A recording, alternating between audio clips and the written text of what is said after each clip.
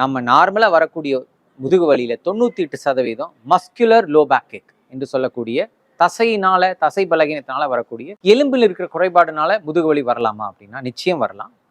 எலும்பில் இருக்கிற குறைபாடு என்னென்ன வரலாம் அப்படின்னா எலும்பினுடைய அலைன்மெண்ட் மாறி இருக்கலாம். அலைன்மெண்ட் எப்படி மாறி இருக்கலாம்? ஒரு எலும்பு இன்னொரு எலும்பு முன்ன பின்ன நகர்ந்து இருக்கலாம். அதாவது எலும்பு வந்து வரிசையா செங்கல் அடிக்க வச்ச மாதிரி வரிசையா இருக்குங்க. இந்த 33 எலும்பு வரிசையா ஒன்று மேலே ஒன்று இருக்கும். ஆனால் கீழால வரும்போது அந்த எலும்பு ஒன்று மேலே ஒன்று நகர்ந்துருக்கலாம். எலும்பு செங்கலை நகர்த்தி வச்சு அப்படி இருக்கு, அந்த மாதிரி நகர்ந்து இருக்கலாம். அப்படி நகரும் போது என்ன ஆகும்? பின்னாடி நகர்ந்து வந்த எலும்பு வந்து நடுவில் இருக்கிற ஜவ்வு வந்து தண்டுவடத்தினுடைய நரம்பை அமுத்தி கால் வலி, இடுப்பு வலி வரலாம். இது ஸ்பாண்டைலோலிஸ்தசிஸ் என்று சொல்லக்கூடிய ஒரு பிரச்சனை. இன்னொரு பிரச்சனை தேய்மானம். அதாவது தண்டுவடத்தில் வரக்கூடிய எலும்புகள் இருக்கிற தேய்மானத்தினால் வரக்கூடிய வலி மற்றும் ஸ்டிஃப்னஸ். மூன்றாவது டிஸ்க் என்று சொல்லக்கூடிய தண்டுவட எலும்புகளுக்கு நடுவில் இருக்கக்கூடிய ஜவ்வு பிதுங்கி காலுக்கு வர நேரம் அமுத்தி வரக்கூடிய வலி. இந்த மூன்று தான் காமனாக வந்து தண்டுவடத்தில் வரக்கூடிய வலிக்கான காரணம். ரொம்ப ரேராக தண்டுவடத்தில் கட்டியோ சீழ் பிடிப்பது போன்ற இன்ஃபெக்ஷனோ வரலாம். இதெல்லாம் வந்து 1% கீழே. சரியா?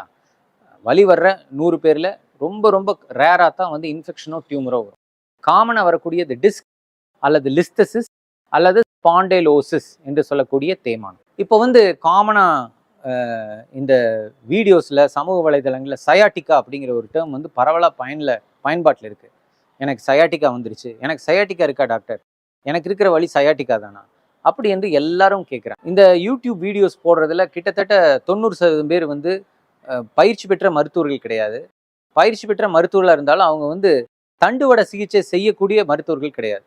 அதனால அவங்க சொல்லக்கூடிய சிம்டம்ஸ் சைன்ஸ் எல்லாம் வச்சு ChatGPTல சொல்றது, ஜிமெயிலில் சொல்றது, கூகுளில் சொல்றதெல்லாம் வச்சு தனக்கு ஏதோ பெரிய பிரச்சனை இருக்குதுங்கிற ஒரு பயத்துல தான் வந்து நிறைய பேஷண்ட்ஸ் நம்மகிட்ட வர்றாங்க. தண்டுவடத்தில் வரக்கூடிய வலி எல்லாமே வந்து அது சயாட்டிக்கானா அது ஏதோ ஒரு பெரிய பிரச்சனை, அதற்கு வந்து இப்படி பண்ணலாம், அப்படி பண்ணலாம், அதை சாப்பிடலாம், இதை பண்ணலாம்.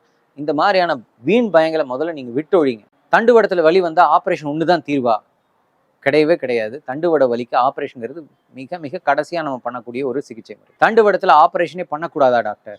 ஆப்ரேஷன் பண்ணால் அவ்வளோதான், நடக்கவே முடியாமல் போயிடுமா? இதெல்லாம் வந்து காமனாக வந்து பேஷண்ட்ஸ் கேட்குற கொஷின்ஸ்.